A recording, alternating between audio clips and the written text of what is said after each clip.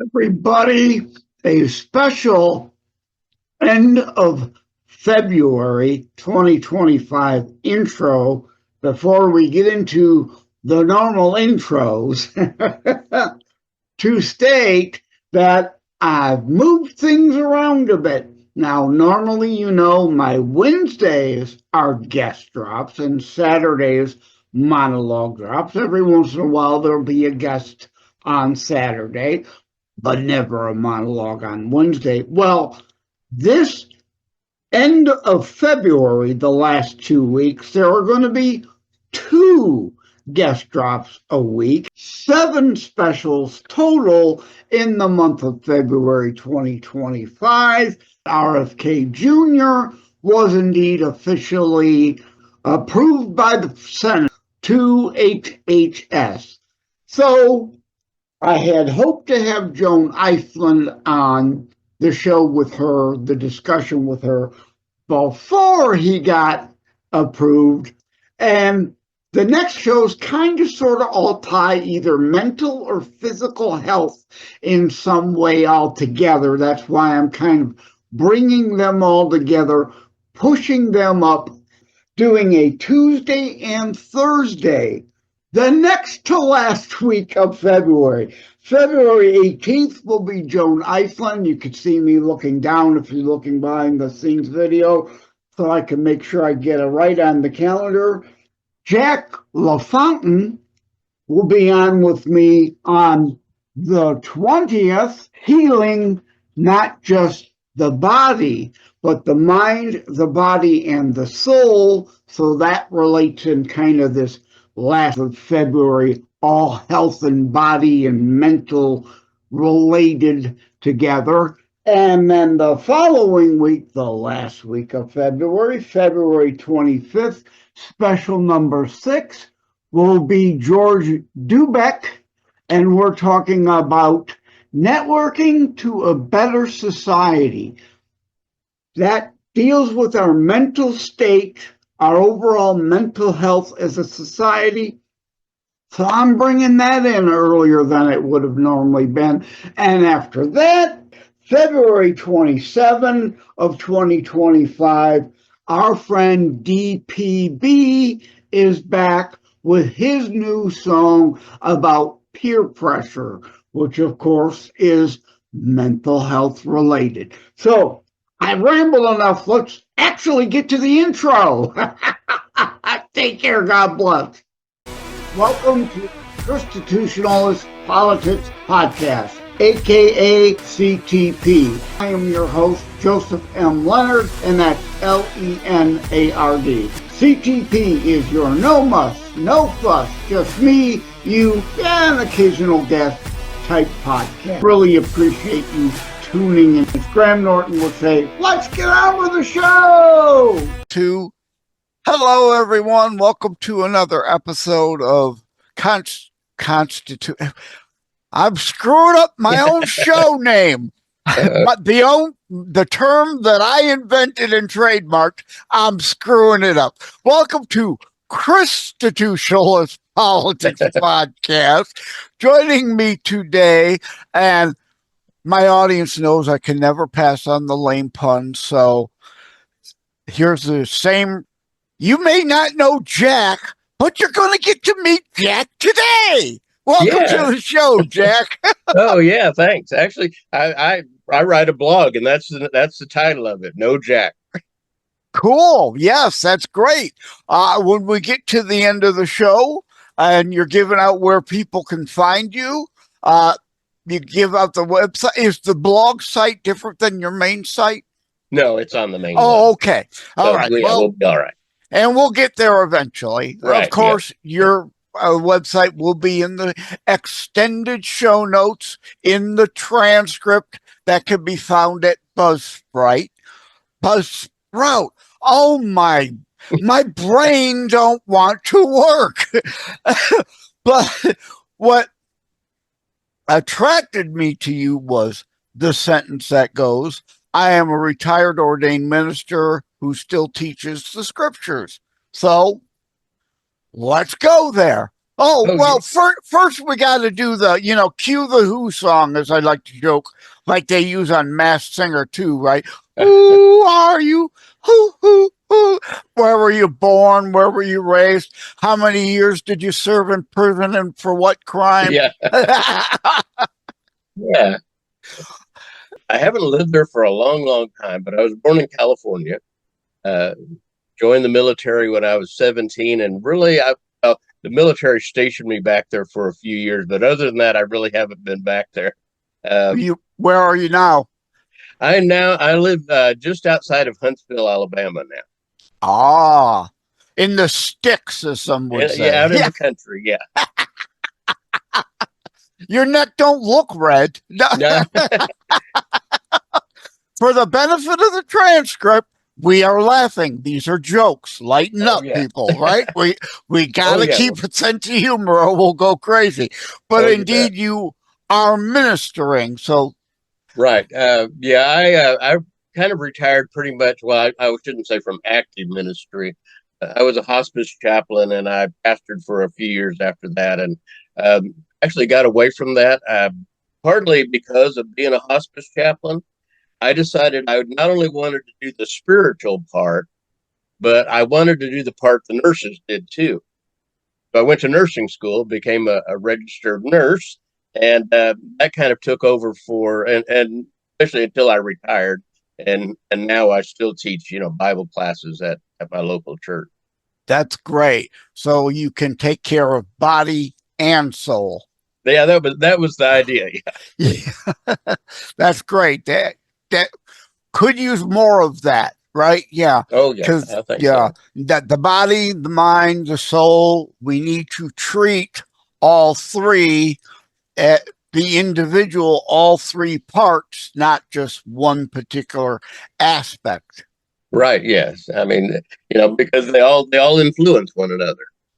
So That's right. Uh, so, when did you get started as a minister? I got started. I was ordained in 1975. And I did that until say I started nursing school, and actually was doing some ministering while I was in nursing school. But I graduated from nursing school in '93 and pastored a few years after that. Yeah, you anticipated the next question. When did you go to nursing school? So you Yep. already covered that. Yeah. That was. uh, I'm curious, I guess, do you get pushback at any time, or are you careful to try to get a feel for someone you're dealing with in the unhealthy realm as to whether they're open to the healing of the soul part, or have you gotten pushback from some?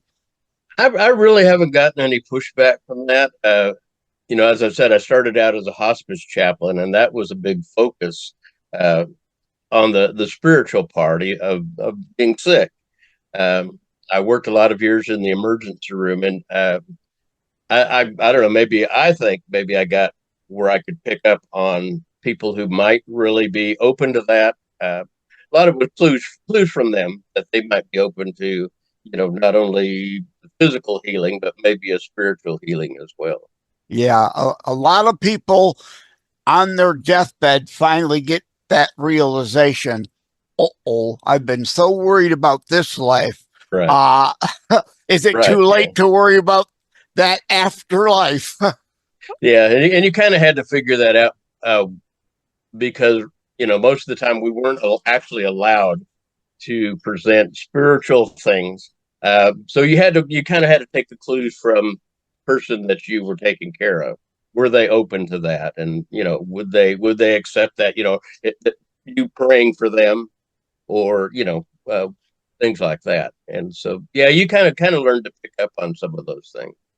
Yeah, hospice is that I mean that is a separate and apart calling than even just being a standard nurse.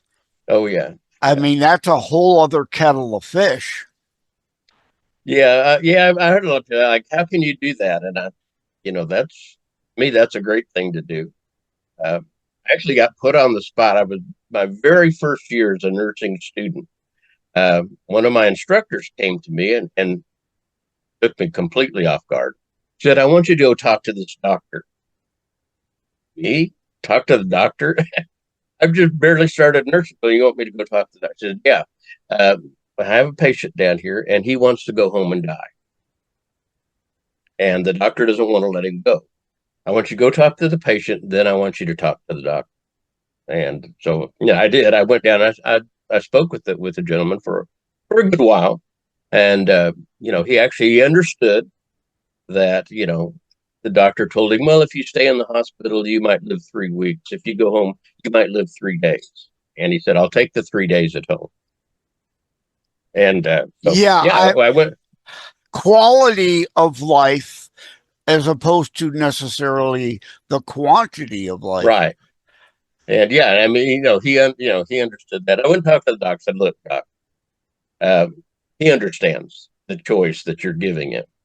And he definitely wants the 3 days at home. And then I got pulled into another thing. The doctor said, okay, fine. I want you to come and help remove this port from his chest. I've never done anything like that, but okay, let's go. Yeah, I didn't choose this hairdo for those looking on the behind the scenes video. For those listening audio only, I have a bald head. Well, I had leukemia in 2010, and I started reaching out to hospice, expecting that I wasn't going to get treatment. My sister and my ex-wife bullied me into treatment. So I'm a cancer survivor now. But yeah, and had dealt with hospice at the end of my father's life. Also, we brought them in when we knew the end was nearing with him after a third stroke put him in bed permanently. Right. Yeah. Yeah. Actually, the last hospice patient to take care of was my own father. And that's tough because there's that extra emotional attachment and loss of anybody that you're involved with is obviously somewhat upsetting, but indeed when it's a family member, there's that whole other host of additional emotion. Yeah, that's true. Yeah. Now, of course, I like I said, I spent a lot of years working the ER, so I did get involved in that, and and not only with some of the patients that maybe had a little time, and some of them didn't have time in the ER, very little time, but not only with them, but with the nurses afterward. Did you, as a nurse, also work at a particular hospital for a while? Yeah, I worked at several that I was full time, and a lot of years I did what they call travel nursing. Basically, I traveled around the country doing 13-week contracts at hospitals that were short staffed, needed people. I did that for several years. The last 4 years of nursing, I actually went to work full time for the Indian Health Service at one particular hospital, and then I transferred from there to Naval Medical Service. And so I worked at a Navy hospital for the last 3 years. Okay. Now, am I confusing? You said at the top you joined which service did you join? Yeah, actually, I was Air Force. Okay. I joined the Air Force when I was 17, and I was in for just over 7 years and got out. Yeah, but I wasn't a nurse then. People ask, "Well, you were a nurse then?" No, I wasn't. I was an aircraft mechanic, and how do you go from aircraft mechanic to nurse, to minister to nurse? I don't know. From fixing planes to fixing people. Yeah. Right. Yeah. And as my friend Ed Bondarenka of Wham Radio likes to joke, he kind of wanted to join the service, but he settled on joining the Air Force. Yeah. Yeah. Yeah, definitely. Yeah. A I lot, get. lot less threat of being on that front line, Mhm. but still serving. Yeah, I get some of that joking from friends. I belong to the American Legion here, and every Tuesday we have a group of us. We just happen to be there on Tuesdays, and we get together. And one one was a combat Marine, one was combat Army during Vietnam. The other one was a Marine. He wasn't necessarily on the front lines, but he was in Vietnam. Uh, and I tell them the closest I got was the Philippines. I stayed back and so I get a little revenge from that, but it's all good natured. They say, "Yep, we got to have everybody." Yeah. Now, I am aware that you have 20 published books. So let's talk a little about that.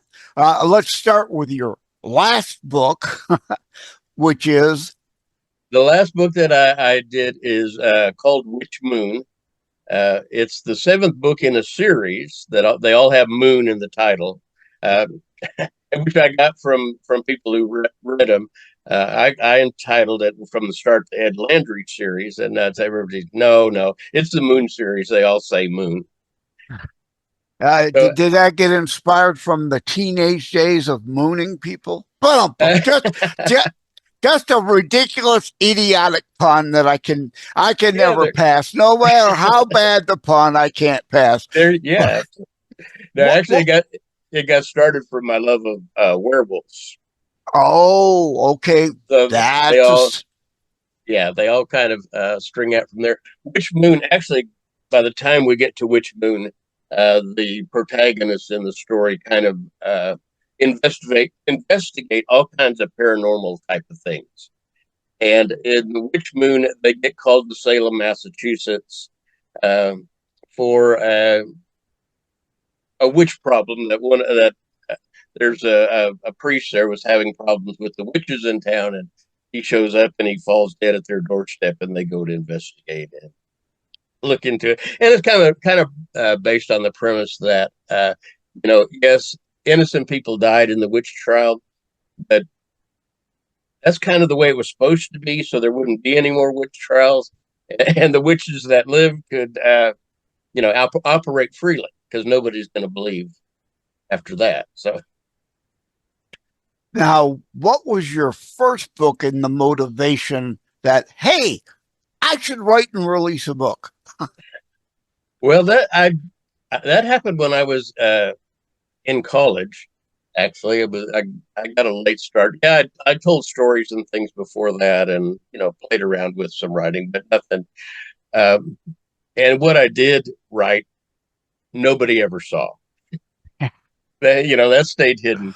Uh, I was actually taking a sophomore English class in college, and I was given the assignment, well, the whole class, but they were given the assignment to write a short story about the most interesting place you ever ate. Okay, so I wrote this story, and I turned it in at the end, and what I got on the paper was "See me after class," Uh-oh. and I thought, yeah, my thought, yeah, what's going on here? I went to the professor's office after class, and he said, "I don't think you understood the assignment. This was supposed to be a real place." And I told him, "I promise you, this is a real place. It's called Taco Charlie's, and it's on the island of Okinawa. I visited there when I was in the service, and I said, this is a real place, and the way I described it, that's the way it looks." And okay, so I got an A on the paper. And again, at the bottom of it, he wrote, "Your writing sounds a lot like a fellow named Gene Shepard, who wrote a book called In God We Trust, All Others Pay Cash." And he was an ex-serviceman as well. I had never heard of it. I thought, okay, I'm going to go buy the book and I'm going to read the book and see what it's like. But before I did, it was around holiday time, and the movie The Christmas Story was on TV, and I watched it. And at the end, as the credits rolled, it said, "From a story by Gene Shepard, from In God We Trust, All Others Pay Cash." I thought, oh, if he thinks I might sound like that, and this has done this well, maybe I should give it a try and just put one out there and see what happens. Yeah. Oh, that's a great idea. Yes. And today, of course, things are a lot different than the self-publishing. Anyone, it's like music too. I used to write and record music back when, but unlike my father, Ted Leonard Jr. and the Polka Kings had a record deal. They did 3 albums. I never got a record deal, but today you can self-publish your own music online, sell each tune for 99 cents, self-publish your own book. There you don't have to sell it online yourself. You can upload it to Amazon and let them worry about selling it for you, right? So yeah, Oh yeah, yeah. things. I actually did self-publish my first book. It's been republished since then by the publisher I write now. And I tell people, I said the great thing about self-publishing, because I'm not against self-publishing. Uh, it's a great thing. Like I said, gets more books, more stories out there. I'm all for kind of self-publishing. And I tell them people that, because I'm actually now a partner in the publishing company that publishes my works. So I represent people both points of view because I deal a lot with the authors that interact with the company. And the great thing about self-publishing is you're the boss and you have total control. First thing about self-publishing is you're the boss and you have total control. Yeah. But, Yeah. Yeah, I went through that. Well, I also make the distinction. There are firms that call themselves self-publishing that will give you a little help. And then there are firms like My Terror Strikes Coming Soon to a City Near You, released through Illumify Media. And he liked the work so much, he actually spun off and created it. Mine is the first ever book on McHenry Press. I call them assisted publishing, not quite like full self-publishing. Right. So you can get a lot of help because, like with them, I had my title Terror Strikes, but not a subtitle. Or I was thinking the subtitle might be They're Here, Soon They'll Strike. And of course, we bantered about various different things, and it landed up being similar sounding or in nature of thought. Coming soon to a city near you, to lend that urgency and that it's not just a New York problem. Terrorism can happen everywhere. And the cover also, again, I had thoughts in my mind, but I eventually acquiesced to their more book concept that incorporated elements of what I had originally in mind, because unlike Martin Luther King Jr., and we are to judge on content of character, not our appearance, if you don't have a good book cover, you're toast. Right. Your book is judged based on its cover or it goes nowhere, right? Oh, yeah. Yeah, you've got to have and I've run into that with dealing with different authors, especially that your book cover has to catch people's eye, but it also has to say something about your story. Because I've had people they had very eye-catching cover, but it had nothing to do with the story. I mean, if I said, if I pick this book up, I'm going to think that it's, so let's say it's a romance. But as soon as I start reading it, I know it's not a romance. But then you don't want to do that. You want that appealing cover, and you want it to catch the eye, but you want it to say something about what the story's about as well. Yeah, absolutely. I've had people say to me, why didn't you incorporate Trump on that cover in some way, shape, or form to, ride coattails, piggyback a bit? It's like, because this isn't a book about Trump. There you go. Exactly. There are all kinds of people who are indeed putting Trump on the cover of a book and writing a lot of crap in it and some good stuff, and but hey, there in my mind that's kind of cheating. Yeah. I agree. Yeah, definitely. one of the reasons that after I self-published one that I redid it is I did have a small publishing company that picked it up, redesigned the cover, of course, edited it a lot better than I did, and generally made a better book out of it. And so Yeah. I've been pretty much been with them ever since, and like I said, now I'm actually part of the company. But Yeah.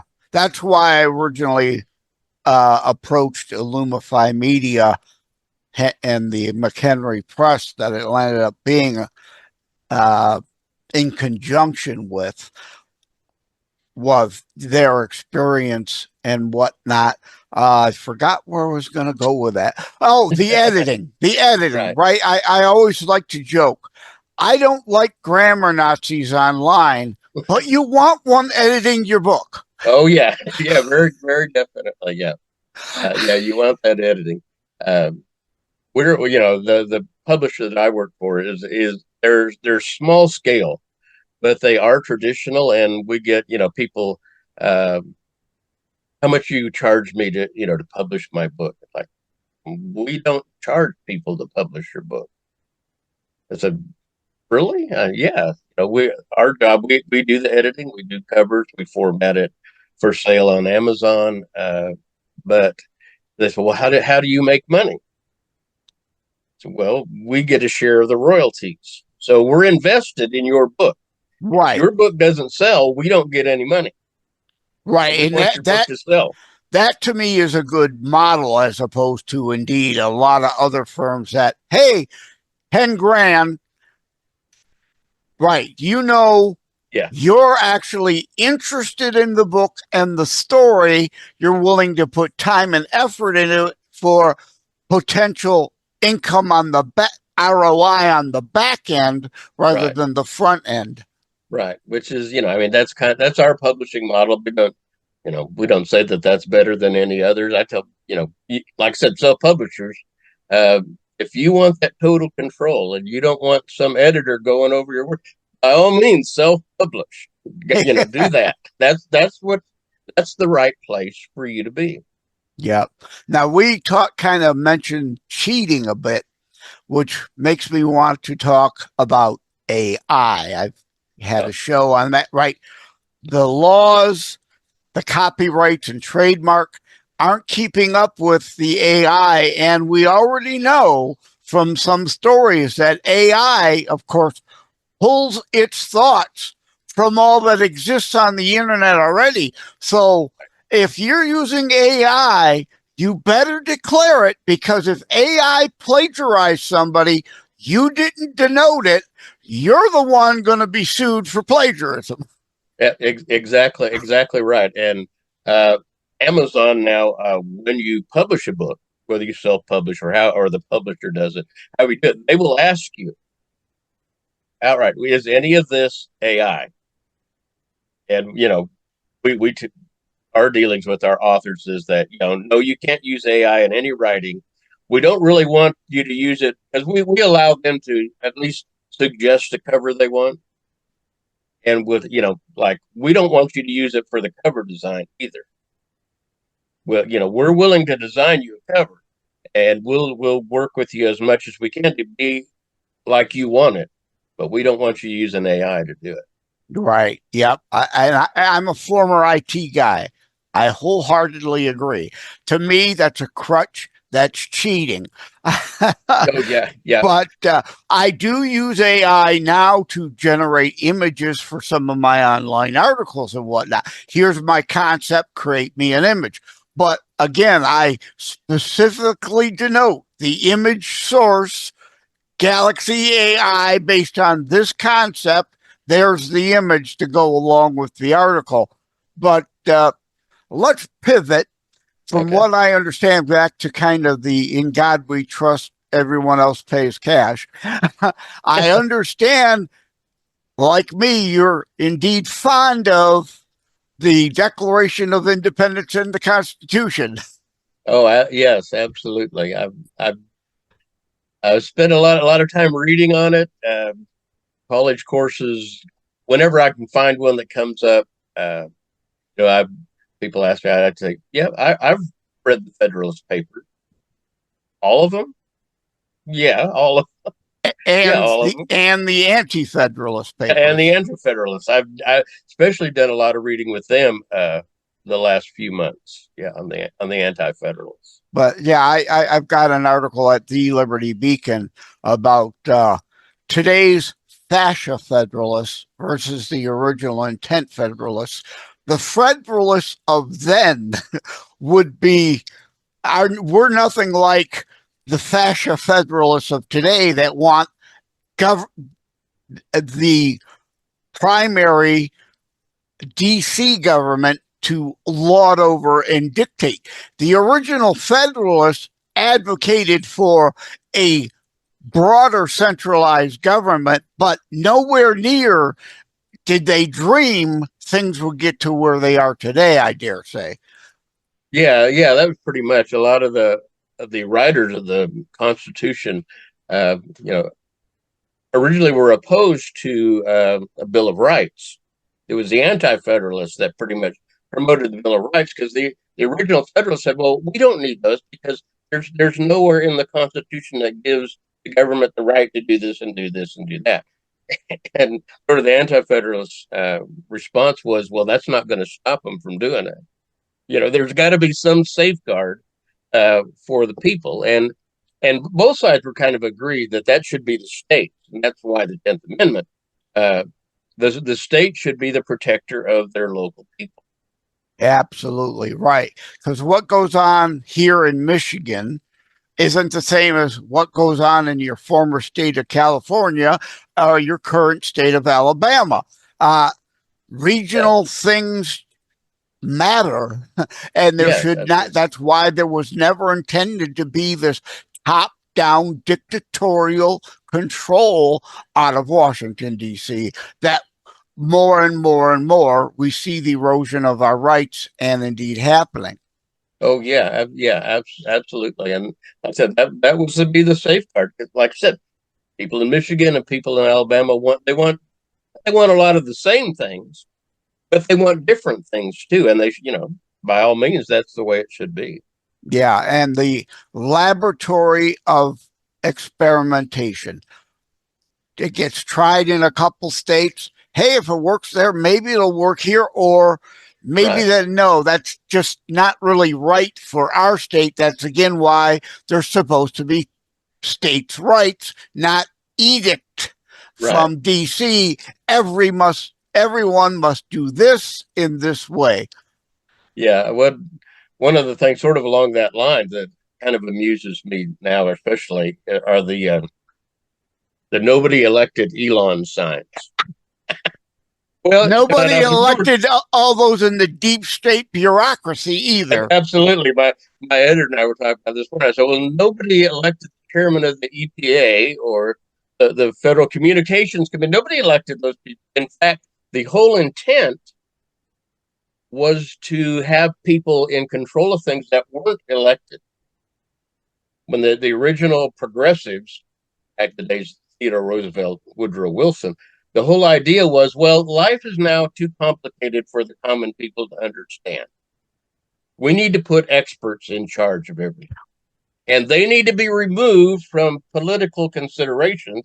So we don't want them to be elected. And, that led to the whole thing we suffer with now is that we're in a government run by agencies and regulatory commissions that nobody's elected to those places. Right. We've moved away from biblical free will community. We are to want to be our brother's keeper through charity, but the Bible also makes the distinction, I repeat over and over again, between the unable and the unwilling, to which you have no obligation. But under communist authority, the edict of one size fits all and theft of and from some to give to others who might be capable, but just unwilling. Oh, yeah, that's definitely so. I mean, and again, I get that. Well, you're a Christian, you're supposed to, in fact, we had an ad that ran here not long ago. It was some fella. He was a theologian. Had a lot of degrees and things, and he was on a commercial and said, if we see our brother in need and we shut up our bowels of mercy, how Christian are we? Kind of was his thought. And then his very next thing was, write Governor Ivy, who's the governor of Alabama, write Governor Ivy and tell her to promote this law that basically raised taxes to give, to the poor. Steal more to give to others. Yeah. That, again, that's what Christian charity is supposed to be about. Indeed, taking care of from our own blood and treasure, not stealing it from our neighbors to help those truly in need, not those just, I don't have to do anything. I'm entitled to you taking care of me. No, it don't work that way. Yeah. That's what I told people that would listen to me. I said, if the state government forces me to give money, that's not Christian charity either. No. I'm being forced to do it. Christian charity comes from the heart, and you, like I said, you do it because you want to, of your own free will. And if it's not free will, it's not Christian charity. It might be charity, but it's not Christian charity. For God so loves a cheerful and willing giver, not one forced at the barrel of a gun. Right. Yeah. Free will. Right? And people, that's why I started my show.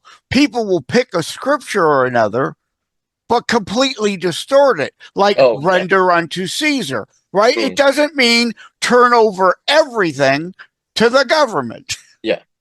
Yeah. I've talked to people here recently about the writing about the duty, our duty as citizens, and Paul's writing, and I said, well, what Paul was saying, if you listen to him, and it's what worked for Christianity in the days of Rome, was if you are a good citizen, you have nothing to fear from Caesar. If you're doing what you should do as a good citizen, there's not any need, really to worry. It's, God will take care of you, but if you're doing your part as a citizen of the country, and you are in part providing for the security that is offered from that, and as long as the laws don't conflict with those of God, absolutely you should obey them. Mm-hmm. Yeah, there's the distinction. If indeed, like we're given our leaders supposedly their free will, their commitment through their oath of office to uphold law and constitution, they often don't mean it when they're giving it, and we see every day they breaking it. But again, that biblical community versus worldly commie fasci socialism, as I combine all three, because this isn't the 1930s where National Socialists, later known as fascists, were fighting Moscow-backed communists. They're all one blended group with only minor differences among them, all competing just under a different colored flag to be the dictator over you. Right. Yeah. I told people, I talked to somebody not long ago that, they want to say, you've got fascists on the right hand, communists on the left hand. But I tell you what, both of them want the same thing. They want the state to own and control everything. Yeah. And you do what they say. Well, yeah, I'm going to push back a little here. That shows the public schools and university indoctrination. Fascism is not a right-wing thing. Yeah. Anarchy, absence of all government, is the right. No one I know wants complete anarchy. We agree in small, reasonable government. Right. Fascism is a big government thing. It's a leftist thing, as is communism, socialism, monarchy. Government, the be-all, end-all to everything, and like you said, like the experts in charge, because you're too stupid to be able to take care of yourself and do anything. You can't be allowed to spend your money. You got to give it to us to spend on your behalf type thing. Mm-hmm. Oh, yeah. Yeah, that's one of the economic hallmarks of both those sites is that they want the government to program the economy. That of course, that destroys most of the communist countries. When the government starts to run the economy, generally they run it into the ground. That's what they do. Yep, absolutely. Okay, I like to keep my shows short enough that people can listen over a lunch hour. So let's wrap things up. I've got your website. It'll be in the extended show notes, in the related links. You can find it in the transcript at Buzzsprout. But for those hearing on the audio platforms, what's your website for people to reach out to you at? Okay, yeah, my website is jacklafountainauthor.com. Or you can find me on Facebook as author Jack Lafountain on Facebook. And of course, no doubt there's a page at Amazon. Yes. If you search me on Amazon, the books will come up, or at House of Honor Books is the publisher that I work for, houseofhonorbooks.com. Got to write that one down, houseofhonor.com. All right. I didn't know that one. I'll include that in the notes too. Yeah, those are all there. Also, if anybody that happens to be in Nashville on the 1st of March, I'm going to be there signing books at the Nashville Fairgrounds. Or if you happen to be in Pensacola on March 29th, I'm going to be speaking at Books by the Bay and signing books there too. All right. Sounds good. You may not have known Jack before now. Now you do. Now you do. Oh, and the blog again? No Jack, KNOW? Yes. No Jack is available through your Jack Lafountain. I want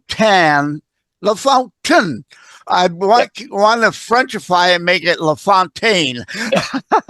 Jack Lafountain author.com. Thank you for Jack block is there. Yeah. Thank you for your time today, Jack. All right. I love doing it. Thanks. All right. Take care. God bless. All right. You too. Thank you for having tuned in for Constitutionalist Politics Show. If you haven't already, please check out my primary internationally available book, Terror Strikes, coming soon to a city near you. Available anywhere books are sold. If you have locally run bookstores still near you, they can order it for you. And let me remind, over time, the fancy high production items will come. But for now, for starters, it's just you as a very appreciated listener by me. All substance, no fluff, just straight to key discussion points. A show that looks at a variety of topics, mostly politics, through a Christian U.S. constitutionalist lens. So again, thank you from the bottom of my heart. Take care. God bless. Like and subscribe to Constitutionalist Politics Podcast and share episodes. We need your help. I don't ever slow up. No, I don't take shit. I got no love for the fakeness. If you wanna play tough and wanna hate this, I'll always show up. I don't ever slow up, no I don't take shit. I got no love for the fakeness. If you wanna play tough and wanna hate this, I'll always show up and make a statement. I don't ever slow up, no I don't take shit. I got no love for the fakeness. If you wanna play tough and wanna hate this, I'll always show up and make a statement. Everything I do so instinctive and so passionate. Every word I move so descriptive like an adjective. I got a vendetta against people who patented being negative when you should be getting after it. I got facts over tracks, this and that. Spitting slow, spitting fast, I could roast, I could gas. Think I'm okay at last, but I don't know if that can erase all the past. And the pettiness, a reflection of the emptiness. Hilarious, you think you're worth my time, you're delirious. Mysterious, because you hide behind a fake exterior. Inferior, you know I'll always be a bit superior. Get off of me, this ain't no humble brag. I want you to hear words, you can say them back. I want you to feel free from the